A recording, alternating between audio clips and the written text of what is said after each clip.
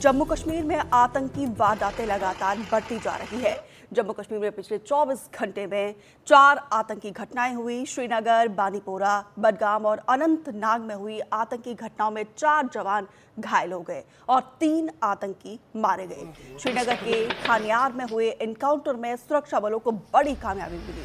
यहाँ पे आतंकी संगठन लश्कर-ए-तैयबा का टॉप कमांडर उस्मान ढेर हो गया। आतंकी उस्मान उर्फ छोटा वलीद पाकिस्तानी मूल का था।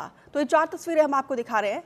खानियार, अनंतनाग, बांदीपोरा और बडगाम में इन चारों इलाकों में पाकिस्तान की तरफ से जिस तरीके से शांति को भंग करने की कोशिश की, उसी तरीके से हमारे जाबाज, हमारे सुरक्षा बल माकूल जवाब दे रहे हैं। तो देखिए, जब से नई सरकार बनी है उसके बाद से आतंकी घटनाओं में जिस तरीके से इजाफा हो रहा है और इस मामले को लेकर हालांकि सियासत भी हो रही है, लेकिन हमारे सुरक्षा बल, हमारे जवान पूरी तरीके से आतंकियों को माकूल जवाब दे रहे हैं।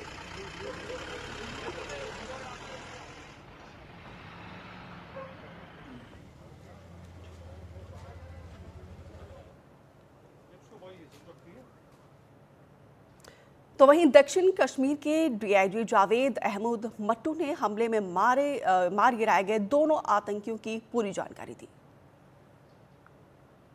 ड्यूरिंग ऑपरेशन जो है वो मुठभेड़ हुई और इस मुठभेड़ में जो है वो दोनों आतंकवादी जो है वो मारे गए।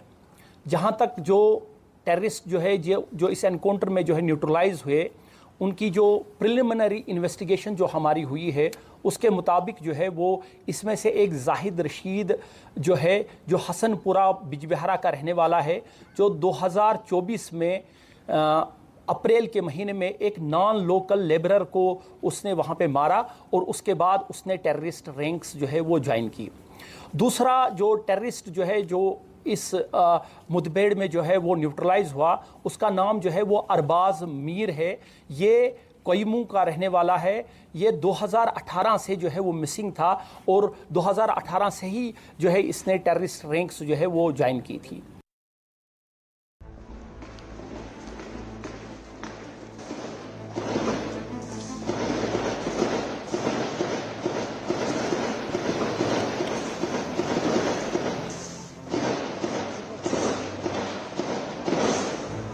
श्रीनगर शहर का खानियार इलाका अचानक गोलाबारी की ताबड़तोड़ गूंज से दहल उठा।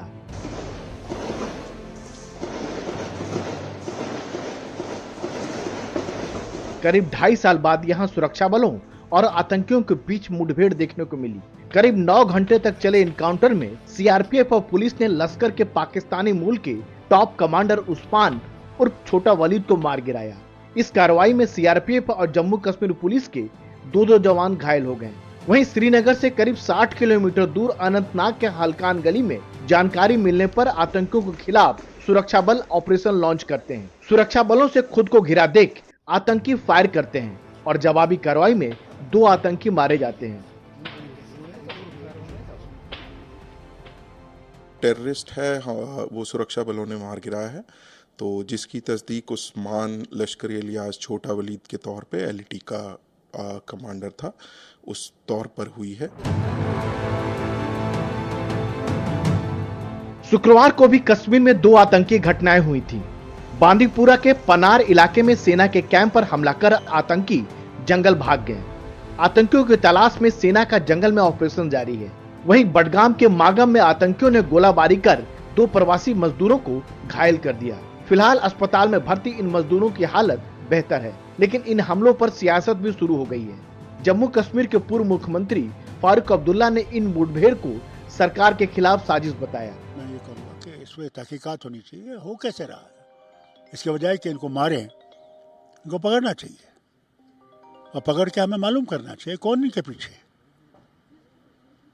कोई ऐसी एजेंसी तो पीछे नहीं है जो उमर अब्दुल्ला को डिस्टेबलाइज करना चाहती है।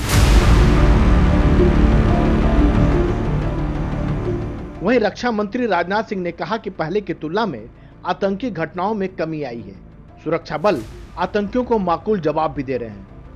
सिक्योरिटी लैप्सेस का प्रश्न नहीं है, यह तो आप जानते हैं कि पहले कितनी आतंकवादी वारदातें होती थी अब तो बहुत ये कहा जाए कि अब पहले के कंपैरिजन में बहुत ही नगण्य हुई हैं और हमारी सिक्योरिटी फोर्सेस पूरी तरह से सजग हैं और ऐसी परिस्थितियां वहां पर पैदा होंगी कि फिर आतंकवादी वारदातें पूरी तरह से वहां से समाप्त होंगी और जम्मू कश्मीर का तेजी से डेवलपमेंट भी होगा।